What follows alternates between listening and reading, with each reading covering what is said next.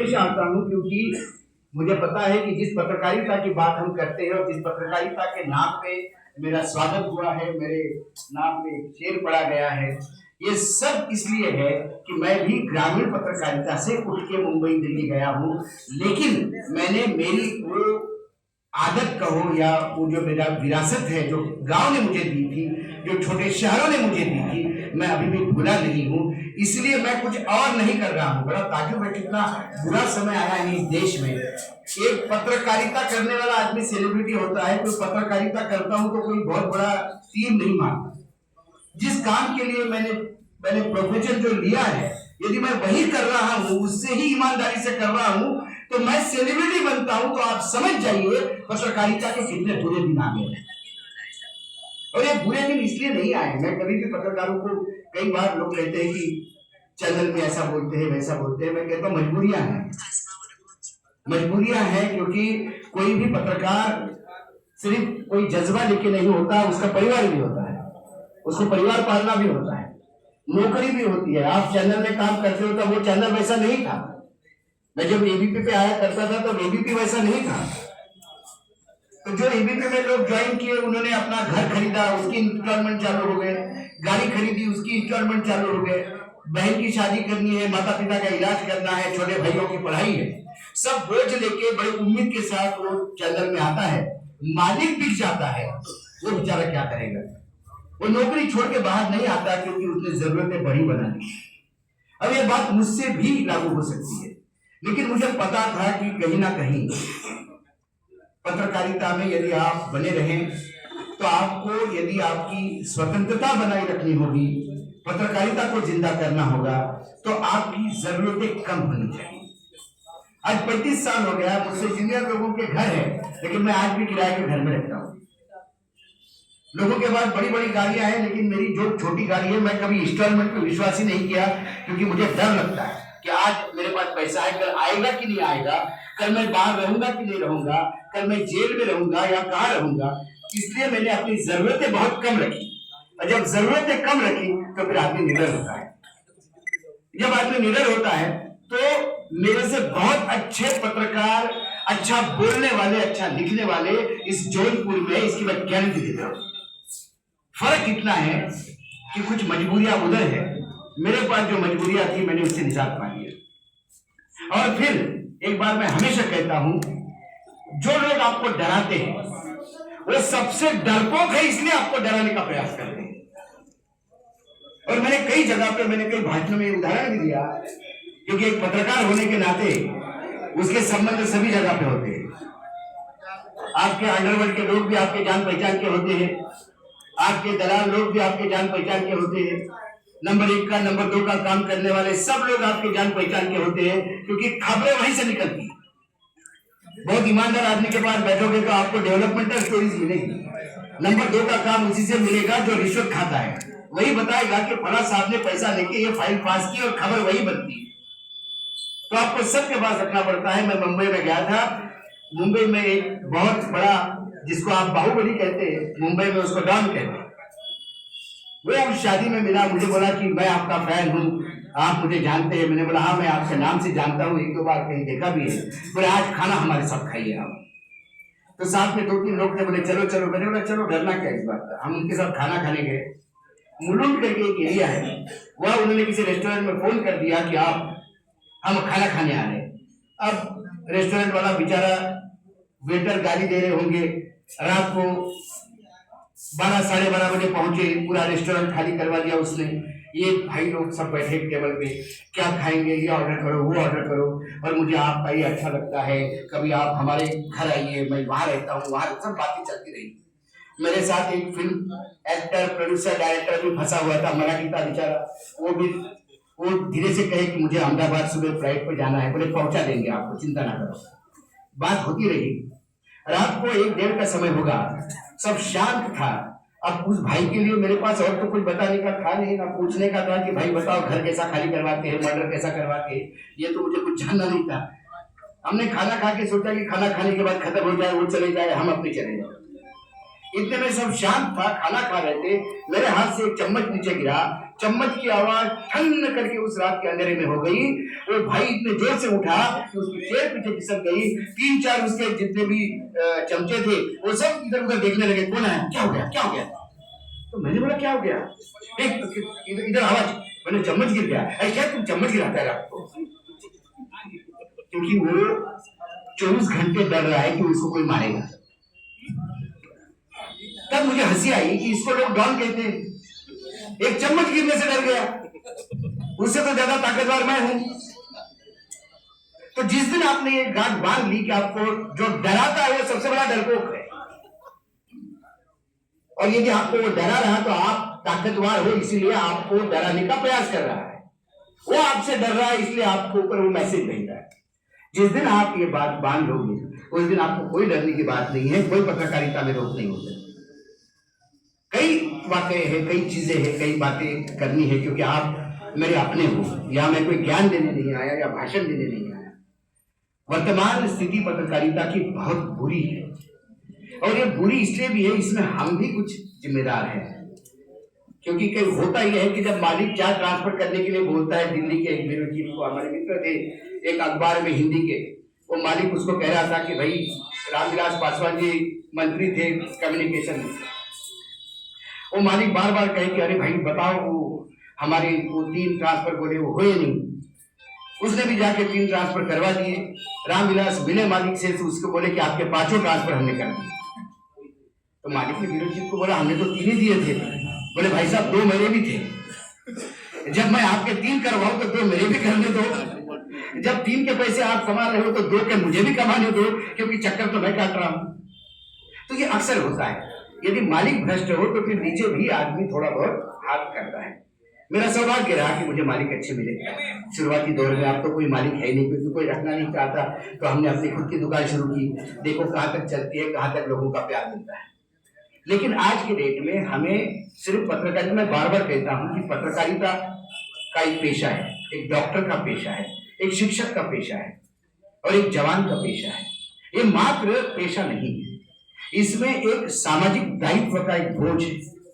Doctor के ऊपर है, शिक्षकों के ऊपर है। वो सिर्फ तनख्वाह के लिए नहीं करता, उसको समाज गढ़ना होता है। डॉक्टर मात्र पैसे लेने के लिए नहीं करता, उसको अपने मरीजों का विश्वास और उसकी जिंदगी के लिए लड़ना होता है। और जो फौज पे जो जवान लड़ता है वहां पे, वो कभी तनख्वाह के लिए नहीं लड़ता, वो देश के लिए लड़ता है, उसका ही रहता है। वैसा पत्रकारिता का है। पत्रकारिता आपको मात्र 2 टाइम की रोटी कमाने का जरिया नहीं है। पत्रकारिता एक समाज को कुछ देने की भी जरूरत है। तो समाज को हम क्या दे सकते हैं? आज के डेट में प्रबोधन को समाज को कर नहीं सकते, क्योंकि इतने सारे बाबा आ गए, वो इतना सारा बता देते हैं कि उसके सामने हम बौने हो जाते हैं। और रही बात बाकी, तो हमारे नेता ही खुद मन की बात, तन की बात, जन की बात करते हुए प्रबोधन शुरू करते हैं। ऐसे में सिर्फ हम ये बता सकते हैं कि हर चीज गलत क्या हो रही है, और गलत और सही के मायने एक ही है कि हमारे पास एक संविधान है, हमारे पास एक समाज है, हमारे पास एक समाज की परंपराएं हैं, और परंपरा हमें धरोहर में मिलती है। यदि उसी परंपरा का निर्वाह हम करें और हम देखें कि ये परंपरा वहां से यहाँ तक चलती आ रही है, और इस परंपरा को कहीं छेद होता है, तो ये समाज में तुष्टिकरण होता है। आज के डेट में खबरें टीआरपी की होती है। खबरें क्या होगी? एक मुसलमान ने एक हिंदू को मारा तो ये बड़ी खबर बन जाती है, लेकिन एक मुसलमान ने 4 हिंदुओं को बचाया, ये खबर कहीं नहीं मिलेगी। पूरे पहलगाम में एक ही खबर बार बार होती है कि धर्म पूछ के मारा, धर्म पूछ के मारा। लेकिन लोग जो बचे हैं उनको पूछिए बचाया किसने? जिसने बचाया उसने धर्म पूछ के नहीं बचाया। खंडे पे लेके भागा है एक मुसलमान एक हिंदू के बेटे को, और बीजेपी का ऑफिस बेरर है सांगली जिले का। उसने कहा कि आप महिलाओं की चिंता मत करो, ये महिलाओं को नहीं मार रहे हैं, आप मेरे साथ आओ। एक समय ऐसा आया कि उसने कहा कि मेरे बेटे के पास घर का एड्रेस है, उसको घर पहुंचा देना भैया, अब मैं नहीं दौड़ सकता।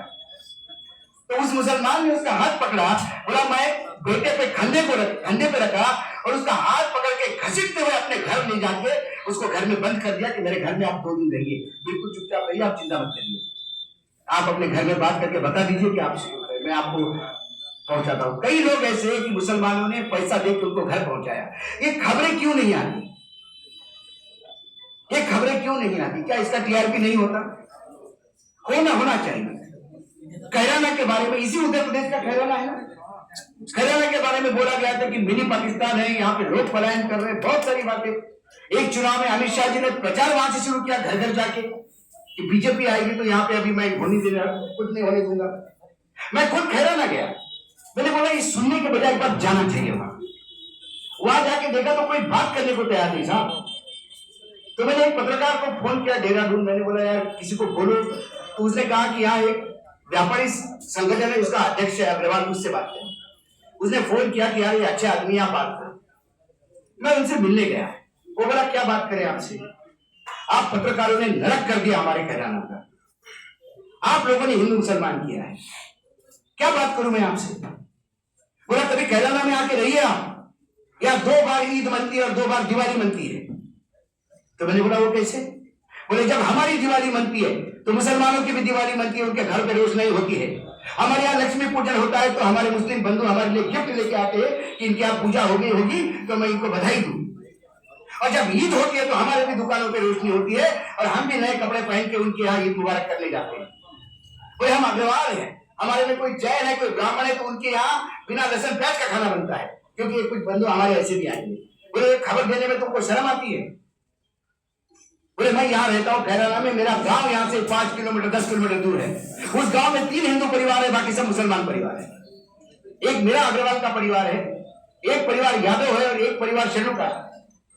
बोले मेरे माता पिता गांव में है, अब उनकी वृद्धावस्था हो गई तो मुझे लगा कि भाई बीमार पड़ गए तो मैं क्या करूंगा, इतना बड़ा घर है खजाना में, तो मैं खजाना में लेने गया। पिता ने बोला बोले मैं गांव छोड़ के नहीं आऊंगा। तो बोला मैंने डांटा पिताजी को। जब मैं पिताजी को डांट रहा था तो पूरा गांव इकट्ठा हो गया और पूरे गांव ने कहा कि ये पिता तेरे नहीं हमारी जिम्मेदारी है भाई, इनके आंखों में आंसू नहीं देख सकते हम, तू चला जा कैराना, हम बैठे हैं यहाँ पे।